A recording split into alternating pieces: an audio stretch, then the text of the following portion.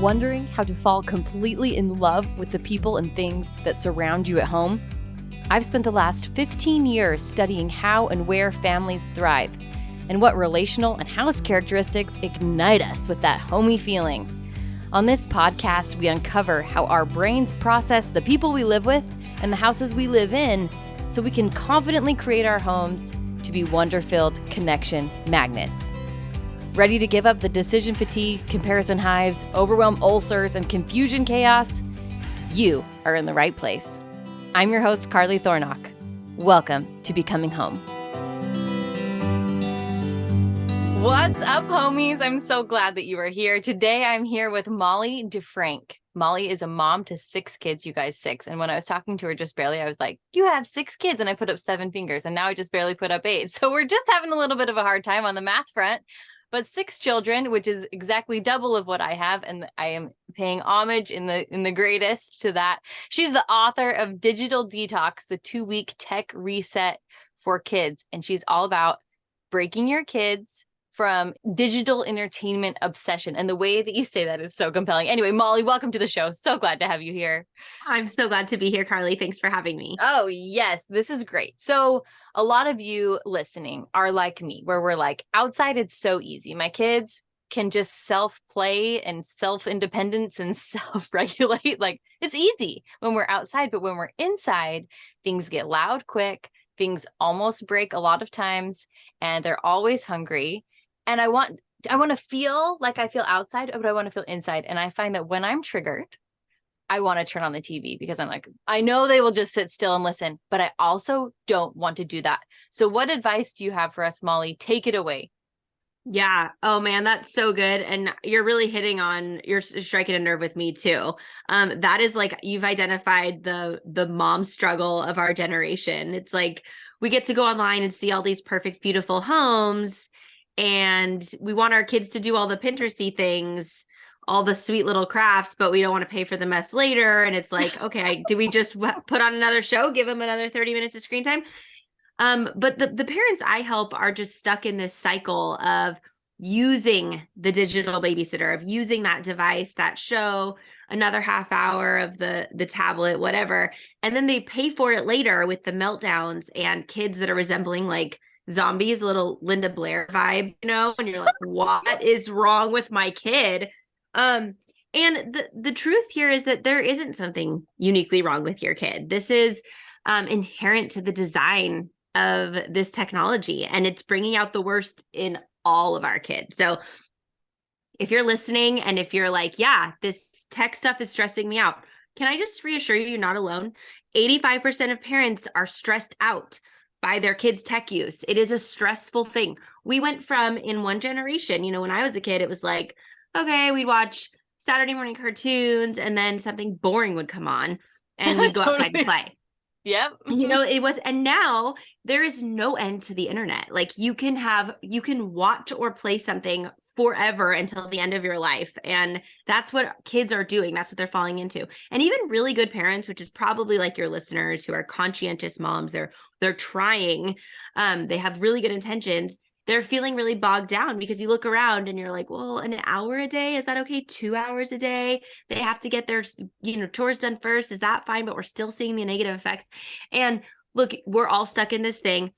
But what I love doing is helping free parents from feeling stuck, from getting in this swamp and getting out of it. Yes. No. And the best part about it is the fix is simpler than you think. And you are going to be blown away by the results. It is the single best parenting decision we made, was giving our kids a digital detox, taking it all digital entertainment away for 2 weeks. You will have brand new children. I promise you that it will change your life in the best way. And I'm not talking about like moving off the grid forever and like turning your own butter, although, great if you like to do that kind of thing. Which is where we live. Like we literally live off the grid and we still struggle with this. So for all of you off-grid people, like the internet, Starlink, it's everywhere. 100%. Yeah, we got a Starlink sitting on our chimney right now. We're a little out of here. But we like television. We like enjoying family movies together too. And that's the struggle that parents are dealing with today. It's like, well, what is that right place? And that's what I help parents do, is put technology in its right place in your home. It's going to look a little different for every family, and it should, because no one knows your kids like you do. No one knows. You're looking at one. I'm thinking about my 6, and one of my kids can do an hour of a specific video game on the weekend, and I still get that kid back at the end of that screen time. I got another kid. If that kid looks at an iPad at grandma's house or plays on it for 5 minutes, she's gone. Like, we can't get her back. She's like completely dysregulated, falling apart. And there's actually science to support this. I kind of fell into this. I experimented on my kids out of frustration. I'm like, forget this. We're done. You guys are zombies. We're taking it all away.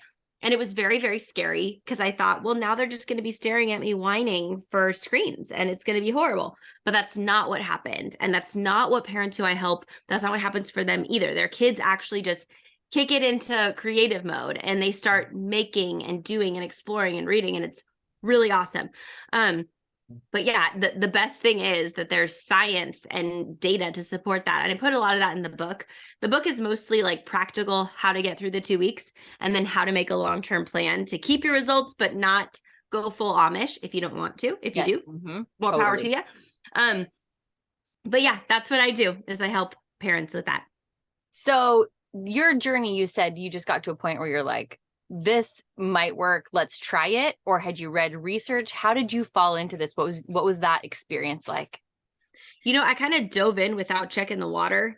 So that's why I just kind of went for it, because I didn't read any of the research or the data.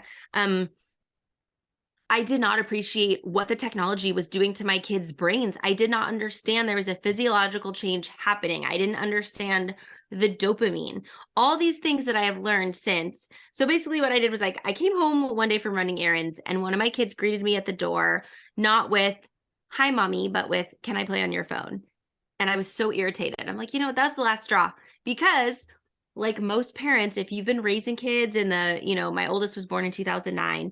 And if you've been raising kids since then, the iPad came out in 2011.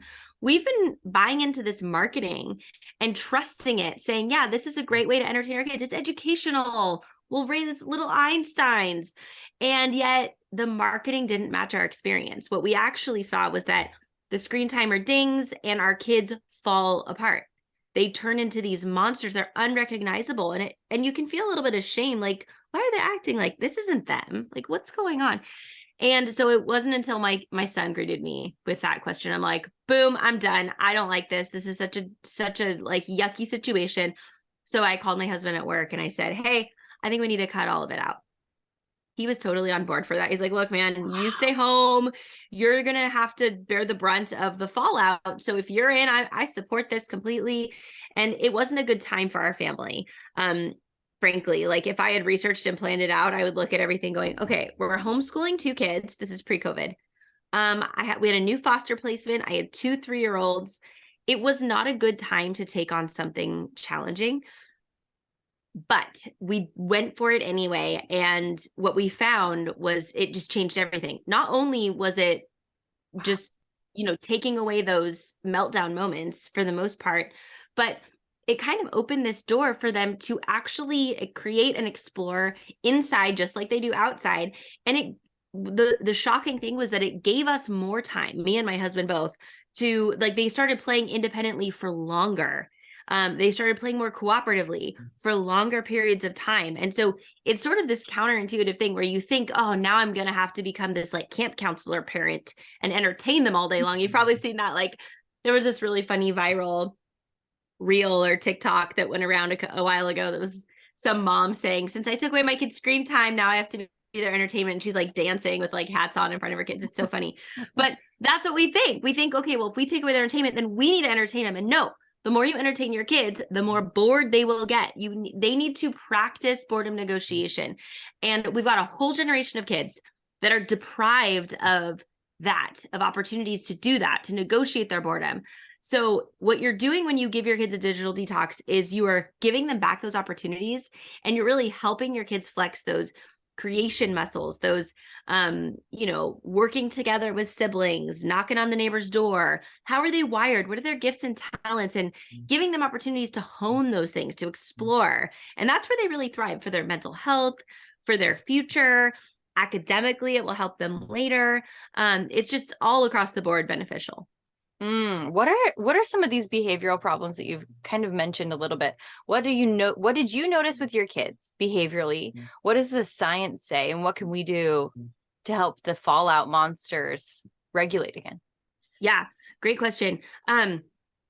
So there's a child psychiatrist who had actually coined this new condition she calls electronic screen syndrome. Whoa. And yeah, it's so crazy. Listen to this, because she says that the signs of this electronic screen syndrome are things like irritability. It can disguise itself as ADHD, bipolar disorder, multiple personality disorder, and it can also exacerbate those conditions. So if your kids have one of those things, electronic screen syndrome makes them worse. So amped up sibling fights, lack of attention span, kids who appear wired and tired all the time. They're like kind of falling apart frequently. If they low frustration tolerance, these are the kind of the signs that, complaints of boredom, that maybe the electronics are having too much a hold on your kids. If they fall apart after screen time, if they act like this is a huge problem for them, if they can transition from a puzzle to a book just fine, but from a screen to a non-screen, they can't transition very well without falling apart, red flag. So any of those kind of signs, going back to that child psychiatrist, what she found is that kids in her practice, they'll come in, parents will bring their child in and say, I think my kid has ADHD. I think my kid has bipolar disorder. She will not diagnose one of these conditions until her clients have undergone a 30-day digital fast, because 80% of the time, all of those symptoms will go away. So rather than medicate these kids, they can just take it away and kind of rework the digital situation at home. Here's what a generation of parents doesn't know, what I didn't know, what I know now through writing and researching for the book. There is a physiological change in our kids' brains. Our kids' devices are purposefully wired to keep them scrolling. And the way they do that is they bake dopamine release points into the apps, into the games, even the stuff that's labeled educational. They are purposefully wired to release excessive amounts of dopamine, that feel-good chemical in the brain. So the amount of dopamine your kid gets from scrolling and tapping their favorite apps is so much higher than what they get from reading a book, that it can't even compete. It can't compare. So that's why your kid says, I don't want to do that. That's boring. It's not their fault. They're not being ornery. They just, it's physiologically, it is boring compared to the amount of dopamine they're getting. Sure. So when you take it all away for 2 weeks, what you're actually doing is you're resetting the dopamine levels in their brain. And now they've got a shot to sort of reawaken interest in real life activities, reading, an instrument, all these really worthwhile things that will actually help them develop as they get older. And the time, it's really important that we get this right when our kids are little, because the brain prunes itself. When our kids, there are 2 major periods of pruning, like I think it's 4 and 5, and then in the early teen years. And whatever connections are being used and practiced will get stronger. And the things the brain isn't using, they will go away. It'll get pruned. So if you got a teenager and they're practicing classical piano and math and face-to-face interaction with peers and adults, that they're going to get better at it. But if they're practicing sitting in front of a TV, gaming their days away, they're going to get great at that at the expense of those other things. So it's something we really want to get right for our kids. I noticed this to a huge degree in my own home, and it's almost laughable, where it's like, oh, what screens have we seen today? Like, what did you see across the park that somebody else was playing with? Because I can tell that you've gone, that you're not there anymore. That's so fascinating. And of course, there are a few other factors that play into it for my kids, which is fun to learn about. But why do you feel like moms reach for the screens? Like, what's going on with us that we're using these screens as a crutch, and so we can't, and we don't want to accurately diagnose? Like, how have we fallen into this whirlpool of believing that screens are fine? Well, first of all, I really like to just encourage moms, first of all, that I don't think there is any shame in Oh yeah. looking at this situation and saying, you know what? I tried out the technology that was available, that was marketed to me as advantageous for my kid, and then noticing, the marketing didn't deliver on the promise, and then changing course. I think there's no shame in that. In fact, I think that is a sign of a mature and wise and responsible parent. Is you try something, you're like, this doesn't work, let's try something new. So I just let's like kick any shame. This conversation can have so much shame, parenting in general, but this one too. So I try to like suck that out of the room if we're talking. But there's a lot that goes into it. I think that is the first thing, is we want what's best for our kids. And early on, the trend was give your kids this smartphone, like help them get ahead in life. And unfortunately, the kids are not writing dissertations on the laptops we're giving them. They're not using it to research and and learn advanced physics or whatever. They're using it to binge on entertainment. So I think we just need to be honest with ourselves about what our kids are actually doing on there. And, there is a place for it too. My daughter really enjoys, like she wants to study computer science when she gets to college. And so we're trying to work through like, okay, how do we give her space for this without lying to ourselves, saying like, yeah, she's learning, when she's actually just binging on. So I think that's just a conversation that moms and dads can have together, and kind of just being honest and putting it in its right place, and remembering that no one knows your kid as well as you. So let's take an honest look in the mirror, just like in the same way where if you want to, get right for the summer, you step on the scale, you look at the number, you make changes, you go back to the drawing board, you're like, man, here's where I can cut out. Here's where I'm vulnerable. And moms just owning, gosh, I'm ready to just check out at whatever hour it is. Maybe it's like 4 or 5, or your kids all get home from school and you're like, everyone's crazy, they need a snack, help. And we want to just like numb them out. But what we're finding is that our kids, kids' mental health this is its own epidemic. Is our kids' mental health, it's a disaster right now. Kids are more anxious and depressed than we've ever seen. And they're also interacting less and less with their parents face to face. So we can actually get in front of this by cranking up our interaction and relationship with our kids, and kind of just stepping into that uncomfortable zone, that sort of like stressful time of when you want to numb them out, instead you like walk in. And it's not going to be perfect. It's going to be messy, but I promise you that's where the gold is. And also I want to I think sometimes when you hear what I'm saying and you're like, gosh, does that mean I need a helicopter parent? Does that mean no, not at all. In fact, what you're doing is you're helping create an environment where your kids, you're just giving them what they need. It's kind of like when you teach your kid how to ride a bike, you're like getting them set up, you're giving them a little push, and then they fly. So we want to raise kids who are learning the skills for negotiating boredom, for how to be independent in the real world, so that when they fly the coop, they can do all these things. And that's not what this generation of kids, it's actually really crazy what the numbers show, that especially young men are now just like moving back in with their parents, and they're not getting jobs, and they're playing video games all day, and they're not like flying the coop.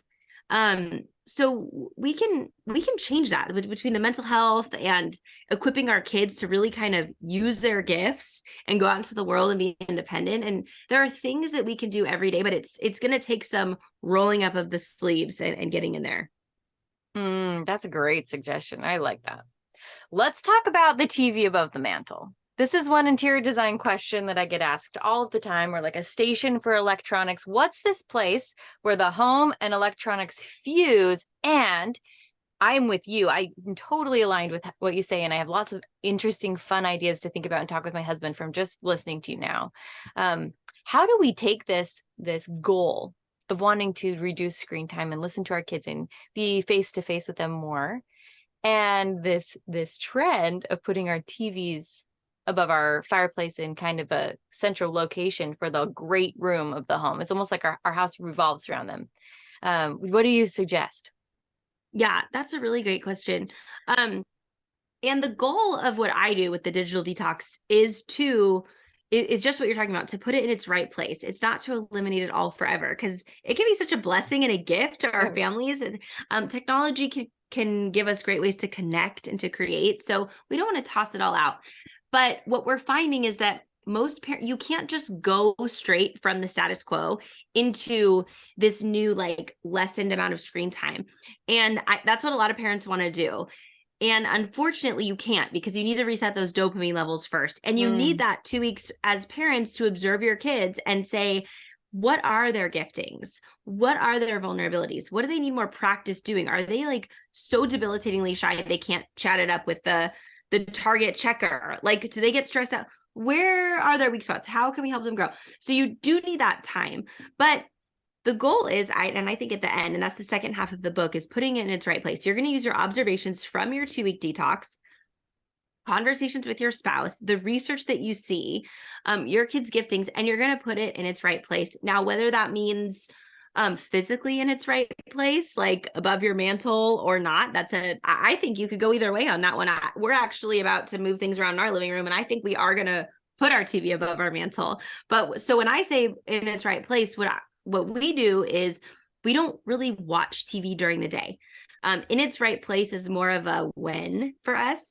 So, if there's a special playoff baseball game, my kids are big Dodger fans, we'll make an exception. Or football, we love to watch the Pittsburgh Steelers, big Steelers fans in our house.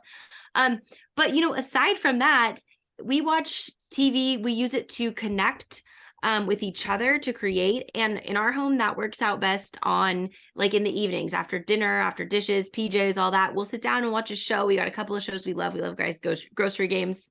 I don't know if you've seen that one. It's so fun. I do. Yes. It's like the best. Makes me so hungry. But it's so fun. So we use it. That's a great place for our family. And that's a great way to use it. We do Mario Kart tournaments sometimes as a family on the weekends. We've taken away video gaming during the week for our kids. We found that the opportunity cost is too high. If our kids, after, sports practice and school and snacks and chores and homework, they have 1 to 2 hours of unstructured free time per day. And even, like, responsible parents will say, well, you can get an hour of screen time. It's like, well, that's half of their free time. Like, is that what we want? Do we want them spending 50% of their free time that they have in a day on numbing out on gaming? And maybe, to be fair, maybe a family says yes. But for me, I'm like, man, there's the outdoors. They can walk around, they can write a story, they can practice their art, they can sit with a sibling or call a friend on the phone. And there's so many things in this great big world for them to hone as kids and get better at that. It's too important of a thing to not take seriously. I agree. Rah, so much. Do you feel like, this is just kind of a random question, and I'm wondering what you've observed.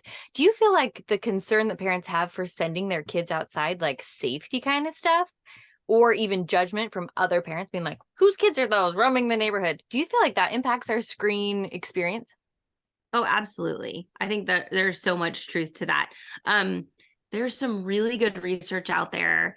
iGen is a book. I think it's actually sitting on a bookshelf behind me.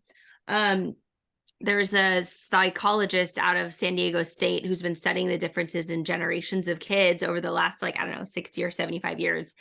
Wow. And it's so interesting. And her, in combination with Jonathan Haidt, they talk about these trends in both parenting and kids and what's changed. And there's been this whole wave of, like, safetyism and overparenting where we don't let our kids take risks. We don't let our kids kind of have the freedom.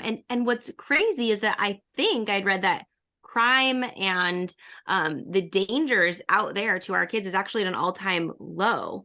But parents are so afraid. When I was a kid, I'd get dropped off at the mall with a couple of buddies, and parents don't really do that anymore. So our kids are, we're almost helicoptering them, and we feel like, well, they're safer. At least in my house, they're safe. But unfortunately, our kids are actually safer probably playing outside or going to the movies with their friends than they are with a Wi-Fi device in their bedroom. The bedroom used to be a haven. Right. You used to be able to go and hang out, but now it's like there's all these creepers on the internet. They're getting bullied. They're getting all kinds of stuff with social media. I mean, we really just need to take inventory and take a minute and read the research. And I tried to kind of distill it and just give the best nuggets in the book, because I wanted to be just very there are stacks of books you could read about the problem, stacks and stacks. Sure. And I did that.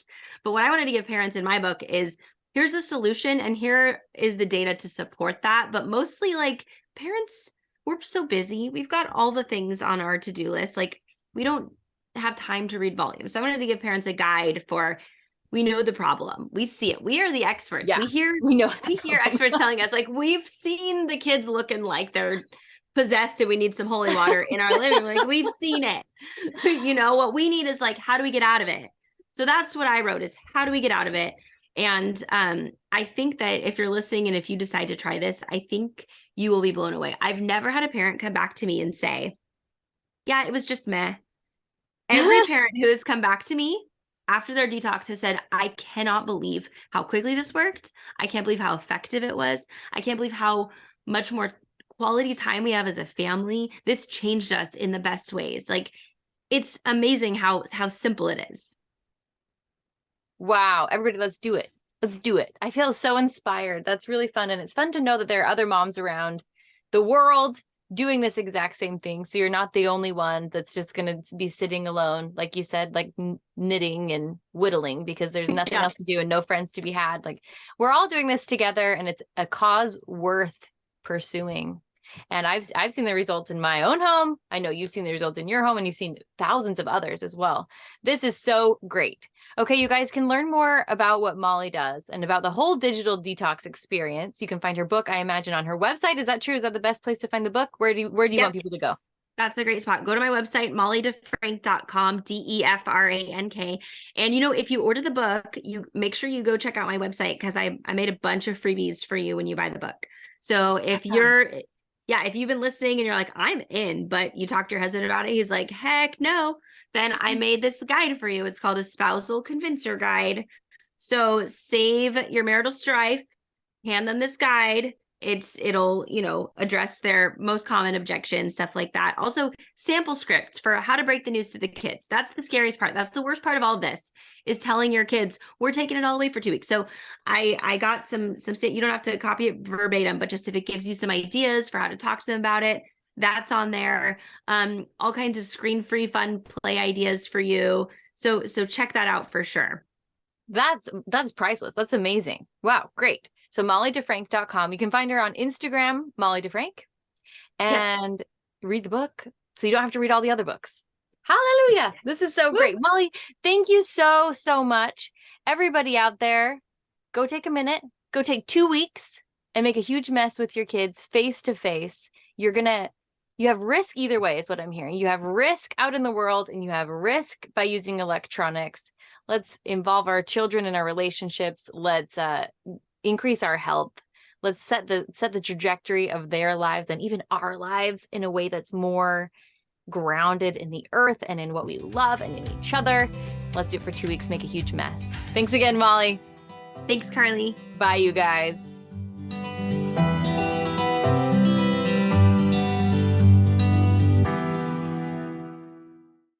Hey, if you're loving what you're hearing and you want to know more, I invite you to go over to carlythornock.com and you can pick up a free guide. These are the 3 biggest mistakes that people make when setting up their houses. And I don't want you to make the same mistakes.